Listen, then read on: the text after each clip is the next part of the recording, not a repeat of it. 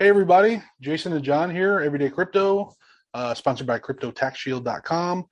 Jason, thanks so much, buddy, for sitting down for another one today. We got a powerhouse episode, I think. When I tell you what I want to know about, I think you're going to be excited. So cool, John. Thanks for having me. I appreciate it. You bet. So I want you to talk today because I know you went to a rather big event that we're going to unveil here momentarily. I want to pick your brain about that big event because I know you want to talk about it, but I also want to talk to you about the Super Bowl. It's Super Bowl Sunday, and I want to talk about how big you think crypto is going to be in play during sort of Super Bowl Sunday. So, yeah, those are two great topics, man. No problem. If I could just start, please, if you find any entertainment or educational value in this video, please like and subscribe. It helps us help you, and please do your own research. We are not financial advisors. Absolutely. So first, we got the Super Bowl, right? Yep. There's rumors that it's going to be super crypto. Right. A lot of NFT stuff going on, a lot of probably advertisements, a lot of rumors of this. Most of my friends are super pumped about this. Yeah. I'm scared. I'll be honest with you. You got to understand why I'm scared. You have to understand how whales think, right? Okay. Right. So whales look at these opportunities as liquidation events, right? So while retail investors are going to watch the Super Bowl and get super crazy pumped and run out and buy a bunch of crypto and NFTs, and we'll get to what's called the euphoria mode. And that's when the market goes straight up. Mm-hmm. And these type of events can have that effect. And I really do think it's the perfect event at the perfect time to create euphoria. Because I remember how last week we talked about how Shiba Inu had pumped 40%. Right. That's retail investors getting involved. You show retail investors a Super Bowl full of crypto stuff and retail comes in heavy, right? Right, sure. So, like we've always said on this show, at times of extreme fear, whales are buying. Mm-hmm. At times of extreme greed, which is euphoria, whales are selling. Mm-hmm. So I am as excited as I am for this event to happen. I'm cautious, right? Because sometimes you can, like, for example, last April. The biggest news in crypto history came out when Coinbase went public, and it had something like a $200 billion valuation on day one, right? Right. I was so convinced that this was going to be the event that changes everything for crypto, and the thing was just going to explode. And the exact opposite happened. Right. The market literally, that was like pretty much the peak of 2021. I wasn't thinking along the lines of a whale at that point. I was thinking more along the lines of as a investor who didn't know better. But so those are my concerns. I could be wrong. This thing could pop off and it could set off a 2-year run in crypto we've never seen before. Like, sure. I'm just cautious. I'm a little cautious. Yeah, but one of the things that I was sort of thinking about that today is just the amount of commercials I see for like crypto.com and some of these other ones that are sort of servicing into just mainstream. It's going to take something big, right, to start that, to be the impetus for sort of mass adoption and getting just people's toes to dip into crypto, just who have never even tried it. So, but I get what you're saying. But the whales look at it as an opportunity. So, yeah, remember whales act exact opposite as retail. So retail is super excited, whales are cautious. For sure. So that's that. But I am super bullish. I think it'll be great. I'm rooting for the Rams. So let's see what happens.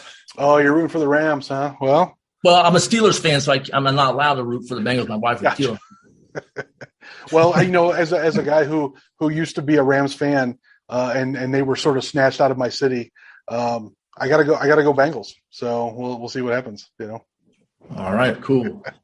So the event I was at Thursday night, right? Mm-hmm. It was a very big, very exclusive gala event held at the Forum Center in LA. Awesome.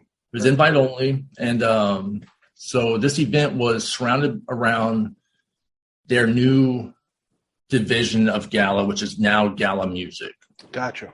Okay. So it used to just be Gala Games. That's all you knew about Gala Games. Right. Now there's a whole nother Gala Music. There's a separate website. Although they are the same, there's a difference, right? Mm-hmm. And how they're getting involved is they are going to decentralize music, much like they decentralized games. Okay. And you can buy their Gala music nodes now, mm-hmm. which will play Gala NFTs from artists, right? And it'll be a you get paid to listen kind of thing, much like you get paid to play the game, you get paid to listen. Okay.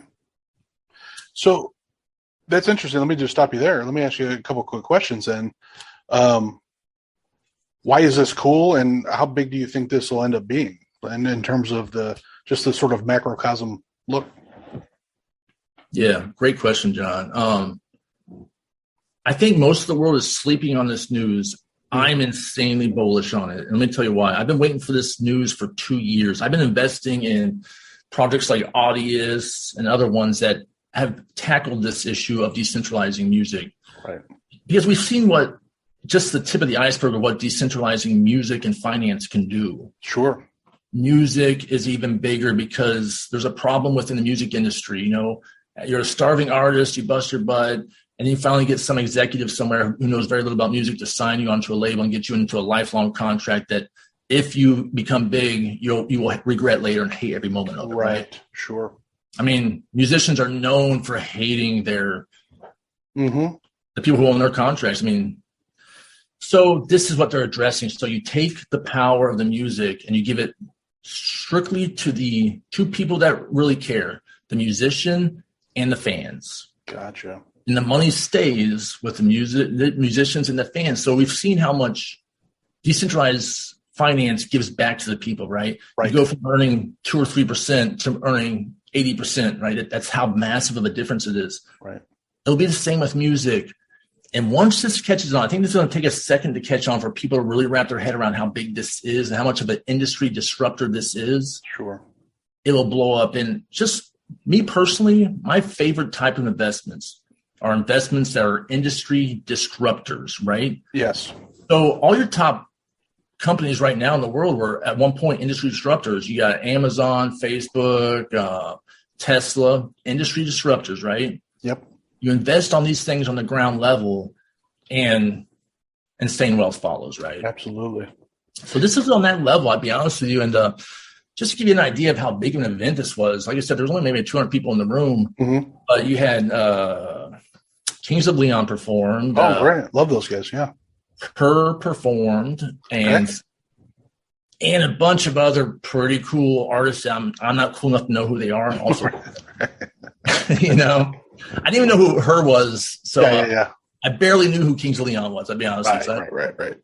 But it was an amazing event, and the food and the service. From the time you pulled up into valet, you were treated extremely well. Right. If you attended the event, they gave you at the very least a music NFT, the music note, and another NFT associated with it. Oh, great! And there were Steve Aoki was there, the famous musician / artist. Sure. And he spoke on how big of an idea this was because he himself is an artist and a musician, so he understands the problem. Right. And he was trying to express it to people. You guys don't understand. He goes, I made more money last year off of a $20 lottery ticket or something like that than I actually made off of my music. Yeah. So, you know, we listen to Pandora all the time, right? But you know, those musicians get very little of any of that. Like it's pennies. It's nothing. Yep. So this is what he was trying to understand. He goes, look, here's the difference. I will release my next album as an NFT, and maybe there only ever will be 20,000 of these albums produced in NFT form.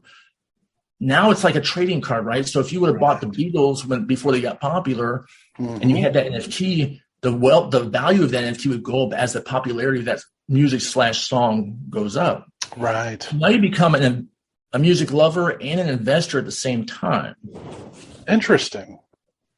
It's very interesting. I'll be honest with you, like it's amazing. It's gonna break traditional music's back. I promise you that. For sure. And the thing that I love about decentralized everything, and we've talked about this in previous episodes, about giving the power back to people. Boy, does this give the creative control and power back to the artists where it belongs. Because you're absolutely right, man. I've followed music my whole life. I'm very familiar with the sort of that business model. And boy, I mean, that's why a lot of these folks go out for 18-month tours, because that's how they make their money. You know, they don't get almost anything off of record sales and airtime on radios. They get it from the touring. Well, if you can get them to control their music, oh, that's just a beautiful thing. Yeah. right? You nailed it, John. Absolutely. Yeah. I mean, look, anybody I mean, you and I are pretty close in age. Anybody our age, or even older, we remember the years with Prince being out there and him sort of playing music and having the word slave, sort of, written on his cheek while he's playing at the Grammys or whatever it was.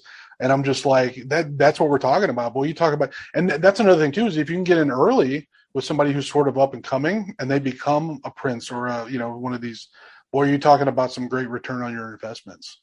So my favorite song of all time is Have a Cigar by Pink Floyd. That whole song is about the enslavement that they felt the music industry had over them and how little they knew about their music. Right. Like that's how they, in the song, the guy goes, "Great music. Which one of you is pink?" Right. Right? So it's so funny, right? Right. I'm glad you had a good time there, and it sounds really cool. And I know there's probably some stuff that you get to come across that's not been released yet that's just going to blow people's minds. So I'm obviously not going to ask to disclose that because I know you. I got some stuff for you. Yeah. Okay. So things I took away from the event outside of just how cool this information was, right? Sure. So they had lightly addressed on if you own a Bosch collectible, which is their original NFT. Yeah. Which, I'm very bullish on them.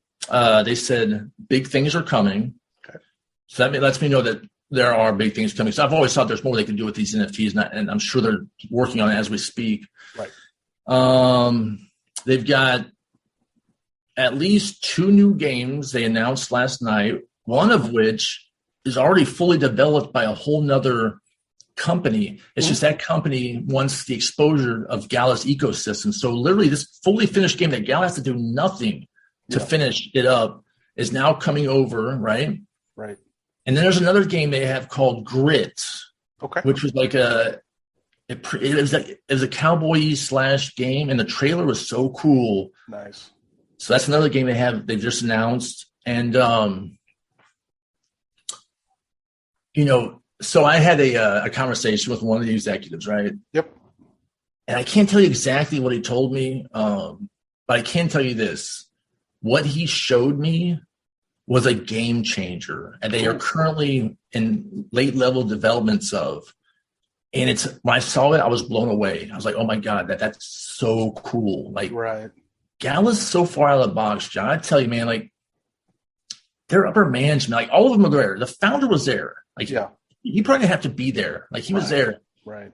So all of them were there. And they think so far out of the box, even more so than I could have anticipated. Mm-hmm. I really do. I really think Gala's going to be the Amazon of crypto. Wow. I think I'm speculating. I have no confirmation of this, but I bet you music is not where they're stopping right now. I bet you video production, movies or shows or something like that, video content is probably already being worked on because that's the same idea. You decentralize that, right? And once again, crypto keeps eating the world in these processes, right? Yep. So I'm very bullish on everything Gala. My portfolio has a bunch of things in it. Yeah. But there's one thing I've never lost one night of sleep over, and that's everything Gala I own, between the nodes, the NFTs, all of it. I've never regretted it. I don't lose sleep over Gala. I really don't. That's great. Well, that's exciting. Yeah, I mean, we've talked about Gala before, but this is another angle I'm super super excited about. So I'm glad you took some time to share with us, man. This is good stuff. Before we sort of end this episode and start planning out maybe perhaps the next one, Crypto Tax Shield's got an NFT coming out soon, and I just thought maybe I'd kick it to you. Maybe if you can explain to the folks that watch, maybe what the platform's about, what the NFT's about, and all that good stuff, and get them excited as well. Okay, yeah, no problem. Thank you for bringing that up, John. Yeah, so just in case anyone doesn't know, I'm the crypto advisor for Crypto Tax Shield and the communications director, right? And me and John are clearly wrapped up in the project. So we do have an NFT come out on the 15th of February, and it's called the Crypto Tax Shield Founders NFT. Let me tell you what it is, right? Nobody knows yet. I'm going to tell you. You hold this NFT, and one of Southern California's leading tax firms is going to prepare your taxes and offer you audit protection on those taxes at no cost. alongside full access to everything we offer on the website, Crypto Tax Shield. We're talking customer support, educational videos, and as an NFT member, you will have special, even beyond what we offer, you will have more than that. Right. And then on top of that, we've got airdrops and other collaborations with other projects that we are putting together. And as a founder NFT holder, you will be airdropped things on occasion. Right. Gifts from us to you for being an early believer in our project. And I'll be honest with you, we're only really doing this to get crypto ecosystems trust. Right. We are very big on the lack of trust within crypto right now. We're trying to build that out and change it. So this is going to be our gift to our community.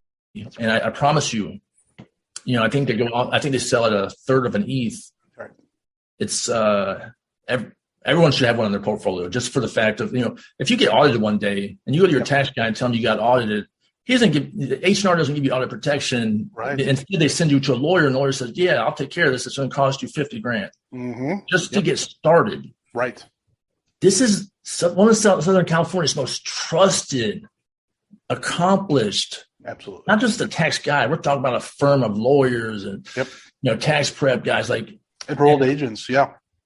And if you knew what I knew about what they're capable of, because they handle my personal taxes, they actually changed my life when they showed me all the ways I could better put my crypto situation tax wise. Yep. Right. So anyways, that's what's coming out on the 15th. And it's exciting. We're excited. Yeah. And look, folks, just head over to cryptotaxshield.com. You'll see references to everything. Everything's there to get started and get excited. It's coming. And thanks, Jason, for taking time today, man. Awesome news. I'm so excited about the Gala stuff. I'm excited about the Crypto Tax Shield NFT stuff. And I'm excited about the Super Bowl. So sounds like we've got opposing viewpoints on who should win. So that'll be interesting when we do our next episode. So we'll see. By then we'll know. So John, man, hey man, thanks for having me. I think today was a very educational video. I think viewers can grab a lot of alpha out of today's video. You got it. We'll do another one soon. Thanks, my friend. John, thank you. I appreciate you. Take care.